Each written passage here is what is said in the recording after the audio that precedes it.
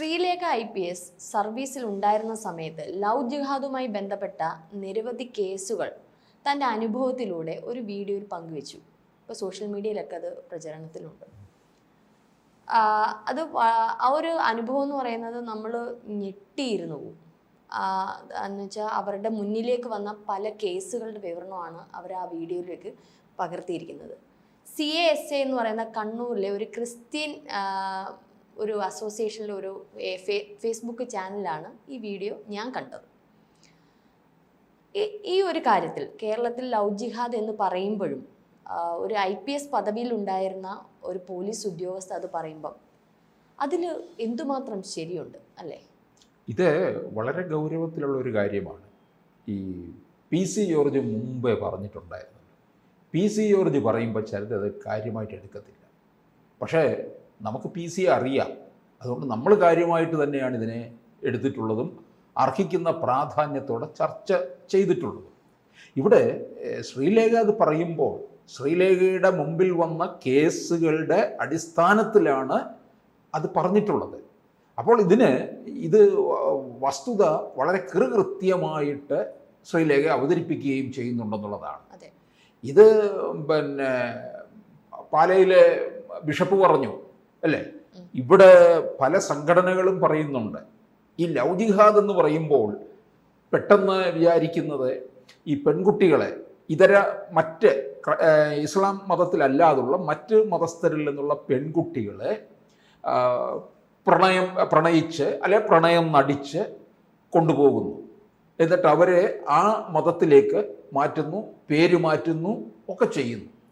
ഇത് ഈ ഒരു രീതിയാണ് നടന്നിട്ടുള്ളത്, കേട്ടിട്ടുള്ളത്. അങ്ങനെയാണ് നമ്മൾ ആദ്യം കരുതുന്നത്.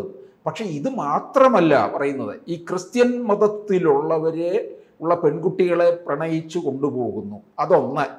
ഇപ്പോൾ കഴിഞ്ഞ സമയത്ത് PC ജോർജ് പാലയിൽ പ്രസംഗിച്ചപ്പോൾ പറഞ്ഞു, മീനച്ചിൽ താലൂക്കിൽ നിന്ന് 400 ക്രൈസ്തവ പെൺകുട്ടികളെയാണ് ഇത്തരത്തിൽ കൊണ്ടുപോയിരിക്കുന്നത് എന്ന് പറഞ്ഞു. മകൻ ഷോൺ ജോർജ് അത് തിരുത്തി, 400 അല്ല അതിനും മുകളിലുണ്ട് എന്നാണ് പറഞ്ഞിരിക്കുന്നത്. അതുപോലെ ഹൈന്ദവ വിഭാഗത്തിൽ നിന്നും കൊണ്ടുപോകുന്നുണ്ട്. PC ജോർജ് പറഞ്ഞത് അവരുടെ ആ ഒരു സമുദായത്തിൽ നിന്നുകൊണ്ടുള്ള കാര്യങ്ങളാണെന്നുണ്ടെങ്കിൽ നമ്മൾ മനസ്സിലാക്കേണ്ടത് ഹൈന്ദവരുടെ ഇടയിൽ നിന്നും ഇതുപോലുണ്ട്, മുസ്ലിം വിഭാഗത്തിലേക്ക് കൊണ്ടുപോകുന്നു. ഇതിനകത്തൊക്കെ ഒരു തീവ്രവാദ സ്വഭാവം കൂടി നമ്മൾ കാണേണ്ടിയിരിക്കുന്നു എന്നുള്ളതാണ്. ഇനിയും മറ്റൊന്നുള്ളത്, നമ്മൾ ധരിച്ചു വച്ചിരിക്കുന്നത് ഈ പെൺകുട്ടികളെ മാത്രം കൊണ്ടുപോകുന്നു എന്നല്ലേ. അത് മാത്രമല്ല, ആൺകുട്ടികളെയും കൊണ്ടുപോകുന്നുണ്ട്. ഇവർ വളരെ സസൂക്ഷ്മം ഓരോ കുടുംബക്കാരെയൊക്കെ നിരീക്ഷിക്കും. ഇതിനു വേണ്ടി പ്രത്യേകമായിട്ട് പലയിടങ്ങളിലും ഓരോ ഗ്രൂപ്പ് പ്രവർത്തിക്കുന്നുണ്ട് എന്നുള്ളതാണ് അറിയാൻ കഴിയുന്നത്. ആ പ്രദേശത്തുള്ള ജനങ്ങളുടെ സാമ്പത്തിക സ്ഥിതിയൊക്കെ മനസ്സിലാക്കും. ഇപ്പോൾ ഒരു വീട്ടിൽ അവിടെ പഠിക്കുന്ന കുട്ടികൾ ഉണ്ടെങ്കിൽ അവരുടെ സാമ്പത്തിക സ്ഥിതിയും കാര്യങ്ങളും ഒക്കെ അറിഞ്ഞ് ഈ കുട്ടികൾ നന്നായി പഠിക്കുന്നവരാണോ കാര്യങ്ങളൊക്കെ അറിയും. പഠിക്കാൻ താല്പര്യമുണ്ട്, പക്ഷേ അവർക്ക് വേണ്ടത്ര പണം ഇല്ല, ചെലവഴിക്കാനായിട്ട് ഇല്ല, പഠിപ്പിക്കാൻ കഴിയുന്നില്ല രക്ഷിതാക്കൾക്ക്. ഇവരുമായിട്ടൊക്കെ ഒത്തുകൂടിയിട്ട് വളരെ അടുപ്പത്തിൽ നിന്നിട്ട് ഇവരുടെ പഠന കാര്യങ്ങൾക്കുള്ള ചെലവ് വഹിക്കുന്നു. അങ്ങനെ ഇവരെ പതിയെ തന്ത്രപൂർവം കൂട്ടിക്കൊണ്ട് ഇങ്ങനെ മുമ്പോട്ട് പോകും. അപ്പോൾ ഇത് ഒറ്റ ദിവസം കൊണ്ടോ 2 ദിവസം കൊണ്ടോ അല്ലെങ്കിൽ ഒരു 5 മാസം കൊണ്ടോ ഒന്നും തീർക്കുന്ന കാര്യമല്ല. ഇതൊരു പ്രോസസ്സിംഗ് ആണ്. അതെ, ശ്രീലേഖ IPS പറഞ്ഞ ഒരു പോയിന്റ് ഉണ്ട്. ഇതിൽ സുന്ദരന്മാരായ ആൺകുട്ടികളെ, കാണാൻ ഭംഗിയുള്ള ആൺകുട്ടികളെ ചൂസ് ചെയ്തിട്ട്, അത് എല്ലാ മദ്രസകളും നമ്മൾ കുറ്റപ്പെടുത്താൻ പറ്റില്ല. കാരണം നല്ല വിഭാഗങ്ങളുണ്ട്, ഇത്തരത്തിൽ പ്രവർത്തിക്കുന്ന സംഘടനകൾ ഇത് ഉണ്ട്. അപ്പം ഇത്തരത്തിൽ സുന്ദരന്മാരായ ആൺകുട്ടികളെ അവർ ദത്തെടുക്കുകയായിരിക്കും ചെയ്യുന്നത്. എടുത്തതിന് ശേഷം അവരെ പഠിപ്പിച്ചു, ഒപ്പം എങ്ങനെ പെൺകുട്ടികളെ വശീകരിക്കാം എന്നുള്ളൊരു ട്രെയിനിങ്ങും കൂടെ ഇതിൽ നടത്തുന്നുണ്ട്. എന്നിട്ട് ഈ പറഞ്ഞതുപോലെ സാറ് പറഞ്ഞതുപോലെ പ്രൊഫഷണൽ കോഴ്സുകളിൽ ശ്രീലേഖ പറഞ്ഞത് ഇങ്ങനെയാണ്, ഇത്തരത്തിൽ പ്രൊഫഷണൽ കോഴ്സുകൾ MBBS ആവാം, എഞ്ചിനീയറിംഗ് ആവാം, ഇത്തരത്തിലുള്ള IT മേഖലയാവും, ഇത്തരത്തിലുള്ള പ്രൊഫഷണൽ കോഴ്സുകളിലേക്ക് പറഞ്ഞയക്കും. എല്ലാ ചെലവുകളും, ഇതിൻ്റെ സാമ്പത്തിക സ്രോതസ് എവിടെ നിന്ന് വരുന്നു എന്ന് പോലും അറിയില്ല. ഇത്തരത്തിൽ കോളേജുകളിലയക്കുക, അവിടുന്ന് കാണാൻ ഭംഗിയുള്ള കുട്ടികളാണ്. അപ്പോൾ പെൺകുട്ടികൾ ഓട്ടോമാറ്റിക്കലി എന്ത് ചെയ്യും? പ്രണയിക്കും. അവർ പ്രണയിച്ചു പോകും. പിന്നെ ഇവരുടെ കൈകളിലാണ്, ഈ ആൺകുട്ടികളുടെ കൈകളിലാണ് ഈ പെൺകുട്ടികൾ. പ്രണയം എന്ന് പറയുമ്പോൾ സാറിന് അറിയാലോ, എന്തും നമ്മൾ ചെയ്തു പോകും. പിന്നീട് അവിടെ ഒരു മതപരിവർത്തനമാണ് നടത്തുന്നതെന്നാണ് ശ്രീലേഖ പറയുന്നത്. അല്ല, ഈ ആൺകുട്ടികളെ കൊണ്ടുപോയിട്ട് തന്നെ മറ്റു ഇസ്ലാം മതത്തിലേക്ക് ചേർത്തിട്ട് അവരിലേക്ക് തീവ്രവാദ പ്രവർത്തനങ്ങളിലേക്ക് തന്നെ റിക്രൂട്ട് ചെയ്യുന്ന ഏർപ്പാടുകളും ഉണ്ട്. അപ്പം പെൺകുട്ടികൾ മാത്രം പോരല്ലോ, ആൺകുട്ടികളും വേണമല്ലോ. അപ്പം ഈ കുടുംബത്തിലേക്ക് ആവശ്യമായ പഠന ചെലവ് മറ്റു കാര്യങ്ങളും ഒക്കെ വഹിക്കുക.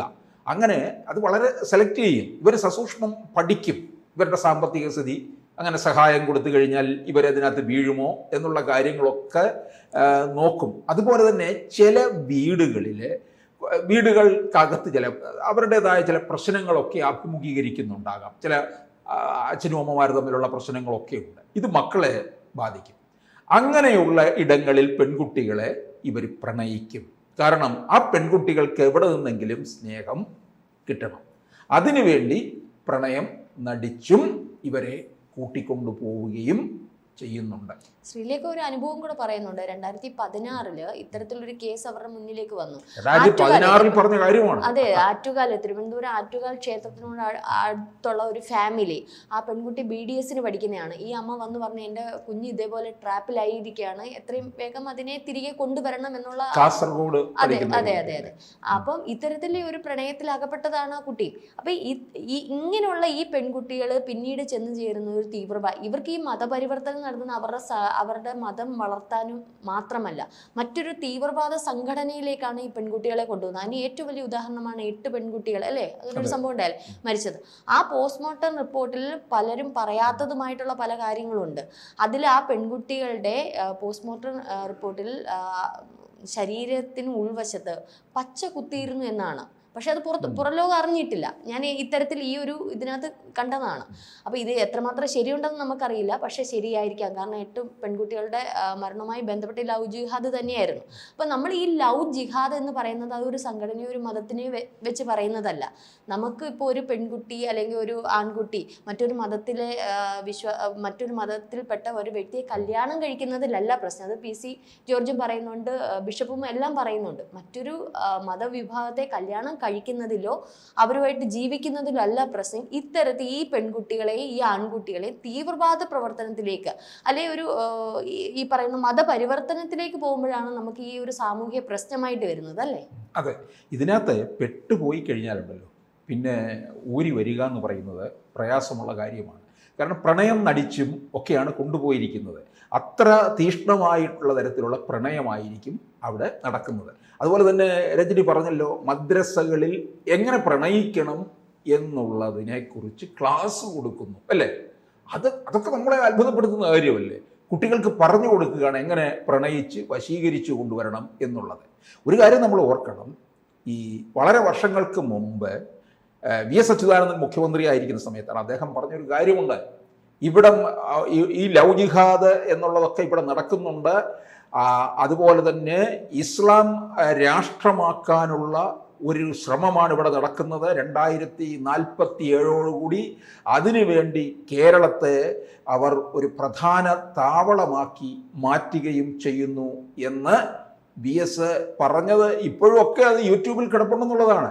ഇന്ന് അതിന് പ്രസക്തി ഏറുകയാണ് ചെയ്യുന്നത്.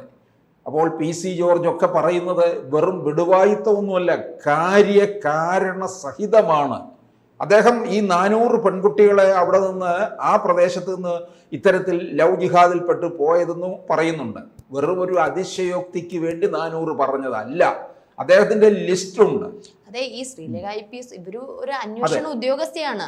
അപ്പൊ ഇത്തരത്തിൽ ഇവർക്ക് ഈ ഒരു വാർത്ത കിട്ടണമെന്നുണ്ടെങ്കിൽ, അവർക്ക് ഈ ഒരു അനുഭവങ്ങൾ അറിയണമെന്നുണ്ടെങ്കിൽ അവരുടെ ജീവിതാനുഭവമാണ്, അവരുടെ ആ സർവീസിൽ മുന്നിൽ വന്ന കേസുകളാണ്. അതെ, ഇത് തെറ്റെന്നോ അങ്ങനെ ലവ് ജിഹാദ് ഇല്ലെന്നോ നമുക്കിപ്പം പറയാൻ പറ്റില്ല.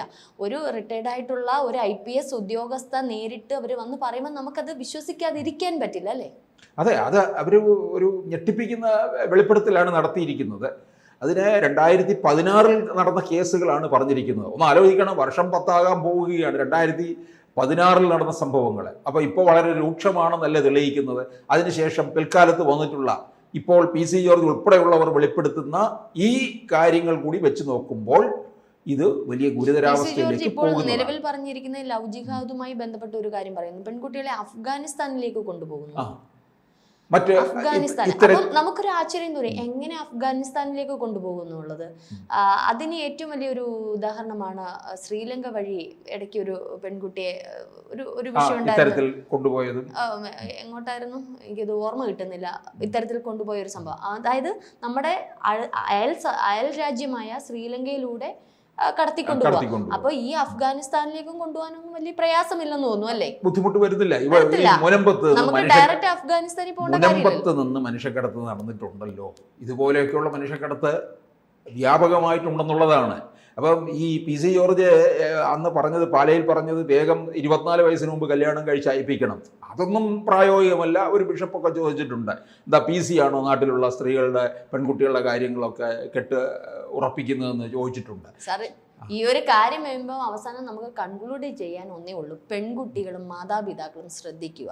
പ്രണയമാകാം, പക്ഷെ അതിനപ്പുറം ഇത്തരത്തിൽ മതപരിവർത്തനം അവരുടെ ഇതിൽ പ്രണയം അങ്ങ് നമ്മളെയും കൂടെ കൊല്ലുന്ന തരത്തിലാകരുത്. നമ്മളുടേതായ ഒരു വ്യക്തിത്വത്തിന് അപ്പുറത്തോട്ട് പെൺകുട്ടികൾ പോകരുത്. മാതാപിതാക്കൾ ഇക്കാര്യത്തിൽ പ്രത്യേകം ശ്രദ്ധിക്കും. അതല്ലേ നമുക്ക് ഇതിന്റെ അവസാനം ഏറ്റവും പ്രധാനം.